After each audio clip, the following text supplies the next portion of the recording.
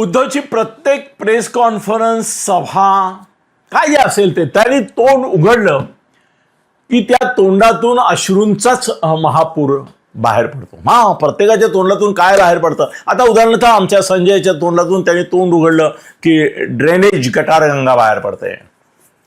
प्रत्येकाच्या ह्याच्यातून वेगवेगळ्या प्रकारचे प्रवाह, कोणाच्या ह्याच्यातून लाव्हारस बाहेर पडतो तेही बघितलेलं आहे आपण. पण हा रडत असतो, रड्या.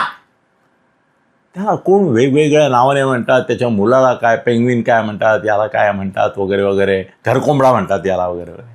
खरं त्याचं नाव रड्या हेच झालं पाहिजे. जेव्हा बघावं तेव्हा रडत असतो, असे प्रश्न विचारत असतो की ज्याची उत्तरं लोक त्याला हास्यास्पद ठरतात. अत्यंत करुणास्पद, लज्जास्पद असं त्याचं वागणं बोलणं झालेलं आहे.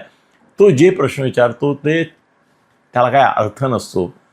तुला मोदी शहा कळलेले आहेत असं मला वाटतं. त्यांनी तुला धडा शिकवलेला आहे. आता ही रडगाणी पुरे झाली.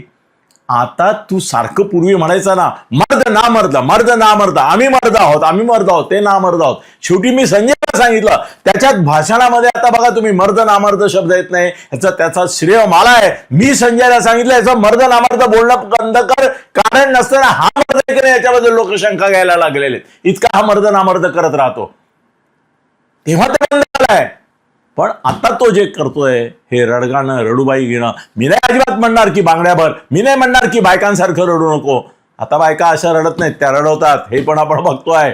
पण या रड्याला एकच नाव आता तुम्ही ठेवा, घरकोंबडा वगैरे काही म्हणू नका, रड्या. आणि त्याच्या भोवती जमतात त्या रुदाली पैसे घेऊन रडणाऱ्या.